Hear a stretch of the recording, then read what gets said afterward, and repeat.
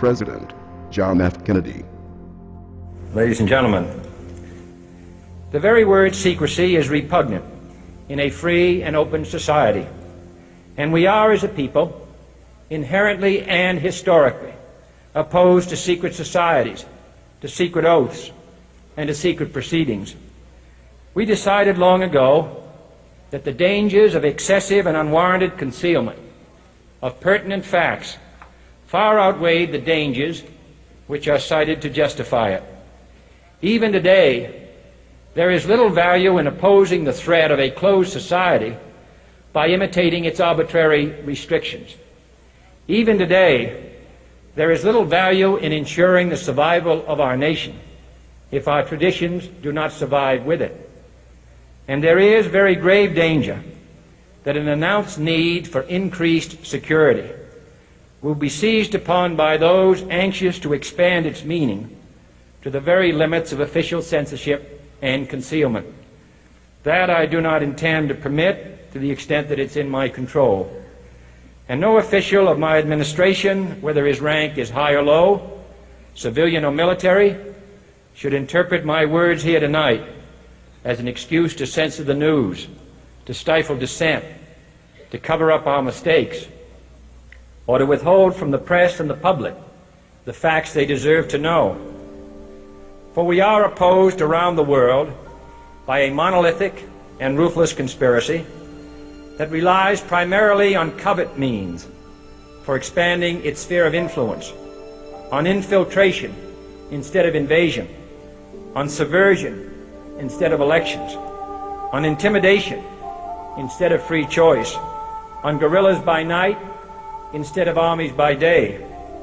It is a system which has conscripted vast human and material resources into the building of a tightly knit, highly efficient machine that combines military, diplomatic, intelligence, economic, scientific, and political operations. Its preparations are concealed, not published. Its mistakes are buried, not headlined. Its dissenters are silenced, not praised. Its dissenters are silenced, not praised.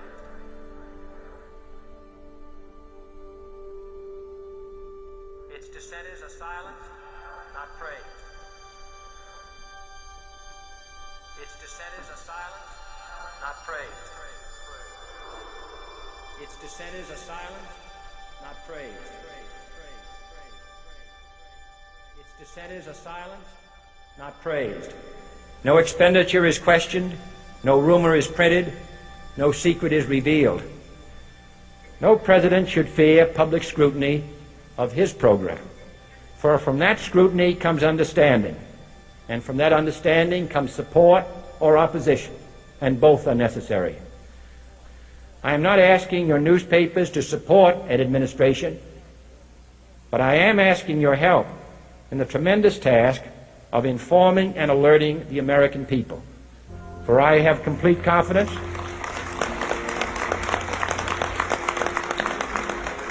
in the response and dedication of our citizens whenever they are fully informed.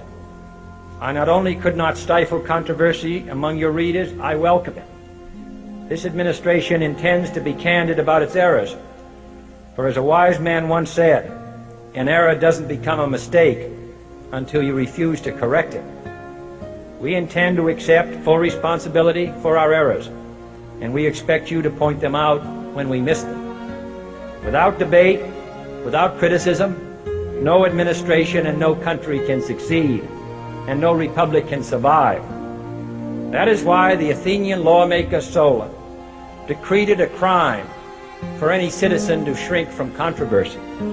And that is why our press was protected by the First Amendment, the only business in America specifically protected by the Constitution, not primarily to amuse and entertain, not to emphasize the trivial and the sentimental, not to simply give the public what it wants, but to inform, to arouse, to reflect, to state our dangers and our opportunities, to indicate our crises and our choices, to lead, mold, educate, and sometimes even anger public opinion. This means greater coverage and analysis of international news, for it is no longer far away and foreign, but close at hand and local. It means greater attention to improved understanding of the news, as well as improved transmission. And it means, finally, that government at all levels must meet its obligation to provide you with the fullest possible information outside the narrowest limits of national security.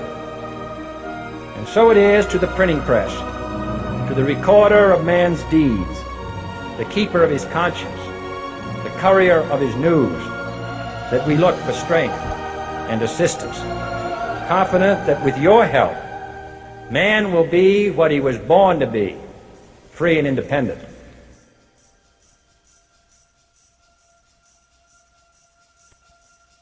You were both in Skull and Bones, the secret society. It's so secret we can't talk about it. What does that mean for America? The conspiracy theorists are going to go I'm wild. sure they are. I don't know. I haven't seen the web. Number 322. You both were members of Skull and Bones, a secret society at Yale. What does that tell us? Not much, because it's a secret. Is there a secret handshake? Is there a secret code? I wish there were something secret I could manifest. 322, a secret number? There are all kinds of secrets, Tim, but one thing is not a secret. I disagree with this president's direction that he's taking the country. We can do a better job, and I intend to do it. And we'll be watching. Be safe on the campaign trail. John Kerry, thanks for joining us. And we'll be right back. It's good to be back at the Council on Foreign Relations. As Pete mentioned, I've been a member for a long time and was actually a director for some period of time. I never mentioned that when I was campaigning for re-election back home in Wyoming. Senator Clinton, how you doing? I'm good. How are you? Can I ask you a quick question while you sign that? Sure. It was reported in June of 2006 you attended a meeting in Ottawa, Canada, the Bilderberg Group.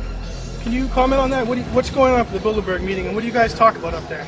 I have no idea what you're talking about. Yeah, you do. It was reported you were up there, and people saw you up there. I just want to know what you guys talk about and meet about up there. Sir, I don't know. Why are they such top secret meetings? I have no idea what you're talking Your about. husband went to a Bilderberg meeting too. I'm just wondering. I'm not being rude or anything. No, I just want to know what happens at these meetings. Well, since I wasn't there, I have no idea. Okay, thank you, Senator. Thank you. How are you? There you go. Thank you very much. Listen, I am a happy member of the Bohemian Grove. I like the folks who come there, and it's really inappropriate for me to talk about the group beyond that. Thank you. Have you been there for the ceremony with the cremation of care? Frankly, I don't think that's something I need to talk to you about.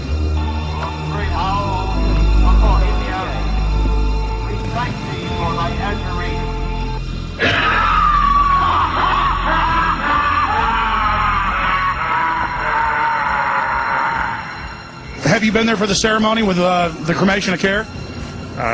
Frankly, I don't think that's something I need to talk to you about. Really? That's right. Well, I'm Alex Jones, and I snuck in there in 2000. I'm the guy that blew it wide open and got the video. It's been on national TV. Well, I disrespect you for that. You do? I do. But there's a lot of big public officials going in there. Don't we deserve to know? I don't know anything about you, and I don't know anything about your film.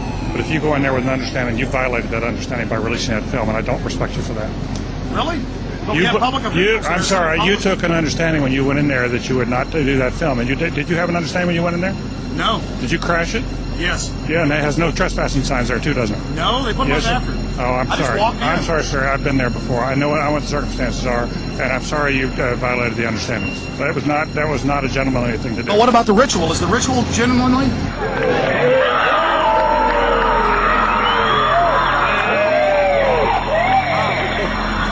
Sir, everything. I don't owe you this comment. I know. This is what's called ambush journalism, and I disrespect you for that as well. So thank you and goodbye. The ritual? It's none of your damn business. Oh.